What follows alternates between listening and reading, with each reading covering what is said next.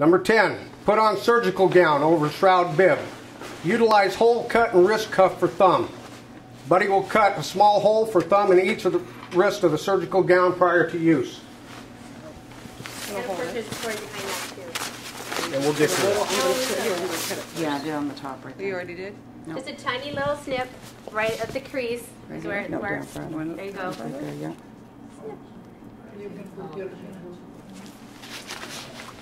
And then you take it down.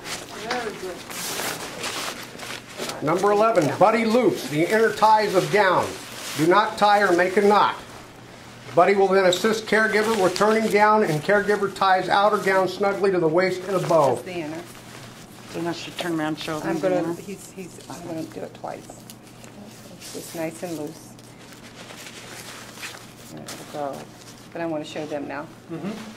The inner, you're just going with a little slip knot, you know, no bow, no knot, just so she can take it off. And then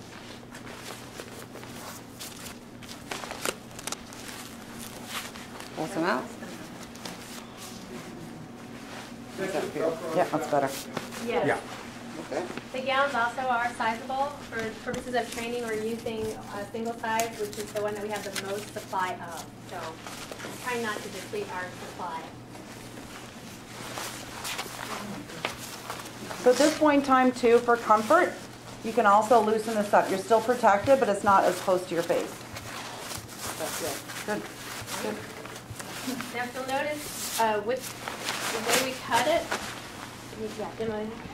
this piece of the gown is not impervious. This can actually absorb and be saturated. So what we've done, we didn't want that to all happen at the wrist where the glove ends and the gown ends. So that's why we've cut the hole here, put the part that can be saturated, and sandwiching it. In a moment, we'll put another glove on. So this material will be sandwiched in between impervious layers. And the other reason for that, as I said, we're looking at multiple layers of protection here. No, it's good. One of the things that initially came out with CDC was using chem tape, like around the wrist and any area that might have a seam or opening.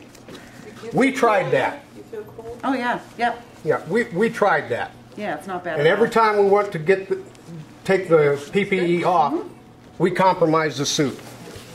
So we came up with a different solution, as you'll see here. So that's one of the other reasons why we cut the thumb hole in the gown, because the next step we're going to do is don a second pair of nitrile gloves. Now with the gloves, the inner gloves, use the size you normally use. The second pair of gloves, you can go larger. Okay, so ensure that they are intact and pulled all the way up and the correct size.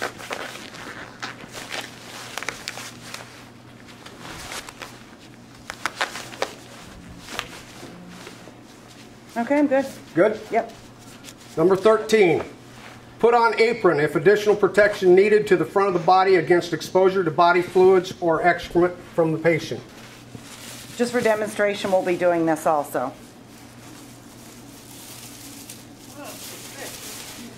This would depend on what's going on with the patient, whether or not you would put this apron on at all.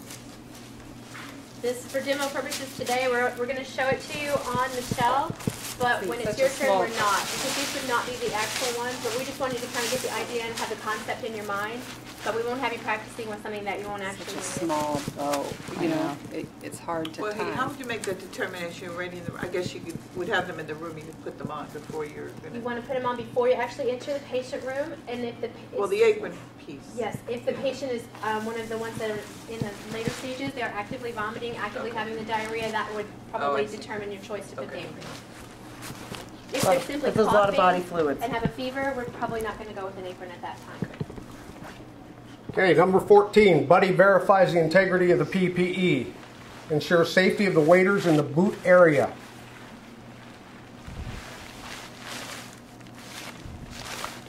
Good. Number 15, enter patient's room from glass door. And number 16, perform hand hygiene with alcohol foam. Allow to dry prior to patient contact. And alcohol foam is, infection prevention for the patient. They already have Ebola. So we're just going to make sure our hands are clean, or clean and dirty like we always do for that patient. We're not going to prevent Ebola transmission for them. They already have it. But when we're talking about the Clorox, bleach wipes, that's for our protection against Ebola. And we're never going down to bare skin in the room. So you'll be hand hygiene over on gloves, which is odd for most of us. Okay. Like I said, as you can see, there's multiple layers of protection there. We've designed it so that you don't have to use tape. I feel better about that. Because I don't, Yeah, there's nothing. like I said, we could not That's good. get that tape off without compromising the suit, which would contaminate us. Yes, you have a question? Yeah, working in the laboratory, they tell us as soon as our gloves get wet, we need to change them because they get permeable and things can go through it. So I don't know why They you said gotta never clean it. to use alcohol Alcohol, and never water, to nothing. disinfect your gloves. The nitrile, I think that you can, but these nitrile ones you We can't. use those. Yeah. So, and they told us never to do that. Yeah, so these were the ones from the CDC. Please. They told us, yeah. Okay, any questions on donning of the caregiver? That airflow prevents the fogginess in the mask? Okay. Yeah, yeah, Okay. You don't feel hot? not at all. What if he sneezes? No. My gloves will get dirty, you know? Maybe Tim, this They're not is a even good time to discuss of what you would wear under your scrubs. Yeah, you do. Oh, did you? Yeah, but we can Okay. get whatever you like. Yeah. You might not want, that you are okay with partying with in the end. Or, as Bruce might do it, nothing. Yeah. That was a visual you didn't need, right? Can't erase that. I want to make sure all you guys are aware, just how fortunate we really are here at this organization. We already had a supply of these helmets, these type of cappers, which put us ahead of the game right out of the gate. A lot of other hospitals are not so fortunate when they try to order these. They're back ordered immediately. I mean, you can imagine the urgency and the panic kind of that went across the country and everyone trying to get supplies. Well, we already had these, and then that basically facilitated our ability to have a much more comfortable and easier to doff process.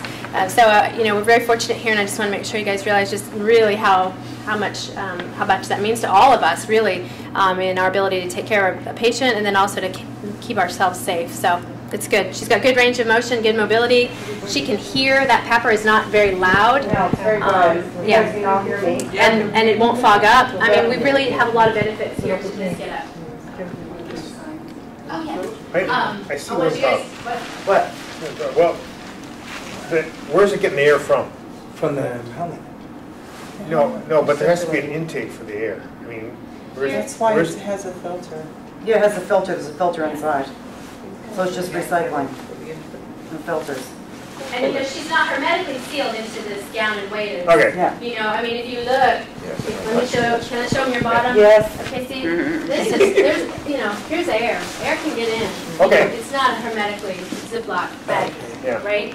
So, but that's why we wanted the filtration, because I know where you're coming from. Yeah. Well, I don't want the CO2 to be building up too. So No. that's- Yeah, exactly. We're good. If it does go up, we've got the perfect person in the suit. She'll be good. In the room, we're not going to be able to sit down. We're going to be standing up for the whole 4 hours. How's that going to work? You will be, what I would like for you not to do is turn your back to the patient, because I don't want you to expose the back side. We Yeah. want to keep the viral load heaviest on the front. Okay. If you needed to sit, we can sit in a chair. However, I don't know what somebody did in the room prior, so you know what I'm going to do before I sit in that chair? I'm going to wipe that chair down. What you want to do is protect yourself all the time. And not that we don't trust the last person, but we just want to make sure that we stay safe. Exactly. So if you needed to sit, I would just make sure the chair was disinfected first with the Clorox wipe.